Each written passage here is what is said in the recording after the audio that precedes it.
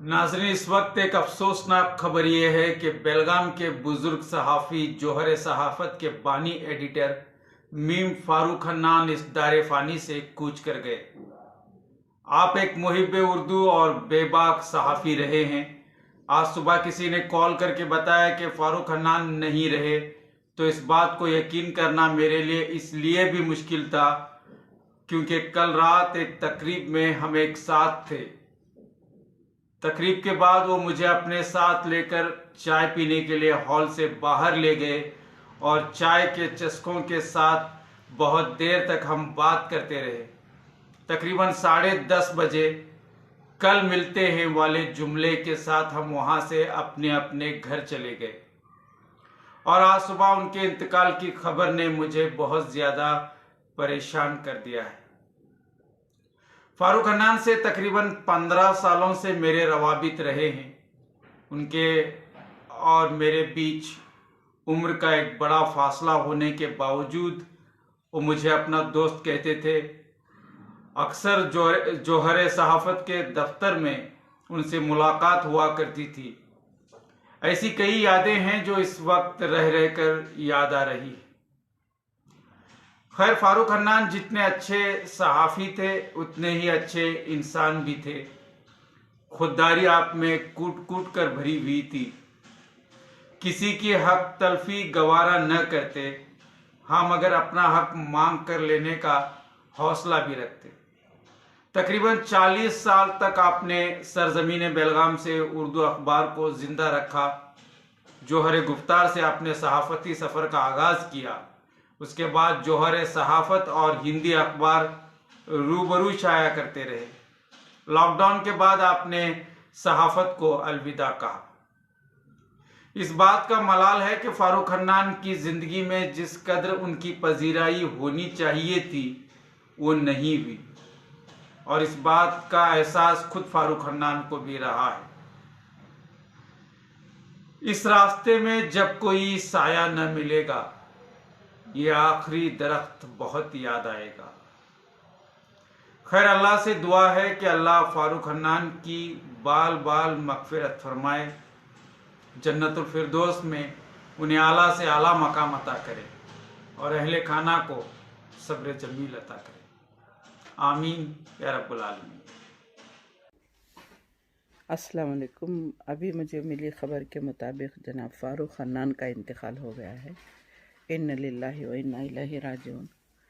मुझे बहुत अफसोस है इस बात का कि हज़रत का इंतकाल इतनी जल्दी हो गया। फ़ारूक हन्नान एक बहुत बहादुर, निडर और बड़े बेबाक सहाफ़ी थे। मैं उनको तकरीबन 30 सालों से जानती हूँ। जब बिल्कुल वो एकदम जोश वाली शख्सियत हुआ करती, जवान हुआ करती, तब से जनाब समद खानापुरी हो या फ़ारूक हन्नान हो, उनसे मेरा राबिता रहा है। कई मरतबा कुछ ऐसी मीटिंग्स में मुलाकातें रही हैं जहां हम उर्दू के ताल्लुक़ से बड़े फ़िक्रमंद हुआ करते थे। उसमें जनाब फ़ारूक हन्नान की पेशरफ्त जो है, बेबाकी से लिखना बोलना जो है, वो बिल्कुल नज़र आता था। फ़ारूक हन्नान ने अपनी ज़िंदगी की शुरुआत जो है इब्तिदा कारपोरेटर की हैसियत से की। इब्तिदा में भी उन्होंने बहुत तकालीफ उठाई। फिर उन्होंने अखबारात शुरू किए। तकरीबन 3 अखबारात के वो मालिक रहे। शुरू में हुबली से भी उन्होंने अखबार शुरू किया था, जिसकी तादाद इशात 1000 तक थी, जो हुबली जैसे शहर में, बेलगाम जैसे शहर में बिकना 1000 की कॉपी एक दिन में बहुत मुश्किल थी। अगर किसी को ज़िंदगी में स्ट्रगल सीखना है, जद्दोजहद सीखनी है, तो फ़ारूक हन्नान से सीखे। 9 साल की उम्र से उन्होंने कमाना शुरू किया और अपनी वालिदा को पालना शुरू किया।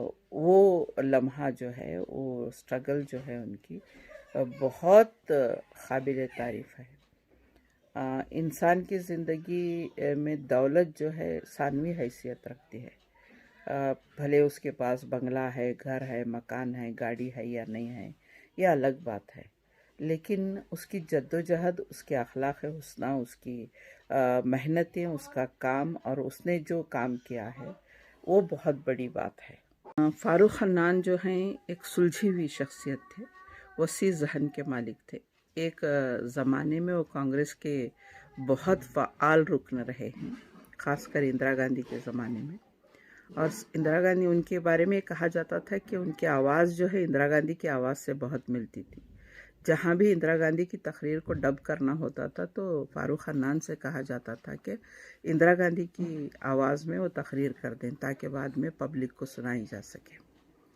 तो इंदिरा गांधी की अक्सर तकरीरें जो कर्नाटक में हुआ करती थीं वो फारूक खन्नान ने की हुई हैं। ये बहुत कम लोगों को मालूम है। और साथ में ये भी है कि उन्होंने कांग्रेस के लिए बहुत मेहनतें की हैं, कामयाबियाँ दिलाने में उनका हाथ रहा है अपना। ख़ासकर अजीज़ सेठ के लिए उन्होंने बहुत काम किया है और अजीज़ सेठ के साथ मिलकर उन्होंने एक जंग छिड़ी सहाफ़त की। जंग छेड़ना समझ सकते हैं आप। इतनी शिद्दत से वो लिखा करते थे, उनके क़लम में इतना जादू था कि लोग जो है उनके क़लम की आवाज़ पर निकल पड़ते थे। कुछ एक मामलात में, शायद गोकाक कमीशन की बात है या उसके बाद वाली मराठी ज़बान का जब मसला चल रहा था बेलगाम में, तो उस वक्त जब ये कारपोरेटर हुआ करते थे अपने इलाके के, तो इनको जेल भी हुई थी और जेल में उन्होंने कुछ सौबतें भी गुजारी और बाहर भी आए। उनको असल में पॉलिटिक्स में जाना था, लेकिन किसी की शरारत की वजह से वो सियासत में दाखिल नहीं हो पाए। खैर, अल्लाह की मर्ज़ी, नसीब की भी बात होती है। लेकिन बहैसियत सहाफ़ी मैं उनको सलाम ज़रूर करना चाहूँगी कि उन्होंने एक सहाफ़ी के क़लम से जो जहाद किया है, जो जंग की है, जो आवाज़ उठाई है, वो अब के सहाफ़ियों में बहुत कम देखने को मिलती है। सहाफ़ी बिकते हैं, सहाफ़ी वो कहते हैं या वो पढ़ते हैं जिसकी उन्हें कीमत दी जाती है। लेकिन फ़ारूक खन्नान उन सहाफ़ियों में से नहीं थे। फ़ारूक खन्नान अपनी बोलने वाले थे, सच बोलने वाले। अस्सलामु अलैकुम रहमतुल्लाहि व बरकातहू। मोहतरम नाज़रीन व सामीन, ये ख़बर सुनकर निहायत ही अफसोस हुआ कि सीनियर सहाफ़ी मोहतरम मीम फ़ारूक खन्नान साहब अब इस दुनिया में नहीं रहे। मौसूफ़ को मरहूम कहते हुए कलेजा मुँह को आ रहा है। बेलगाम में सहाफ़त की दाग बेल इन्होंने ही डाली।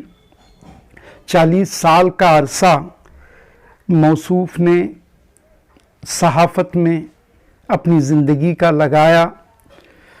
कल ही अपनी तकरीर में उन्होंने कहा था, वो जुमले मुझे याद आ रहे हैं कि अगर मैं अपनी ज़िंदगी के ये 40 साल सहाफ़त में न लगाकर किसी तिजारत में लगाए होते तो शायद मेरा नाम रईसों या करोड़पतियों की फहरिस्त में जुड़ गया होता।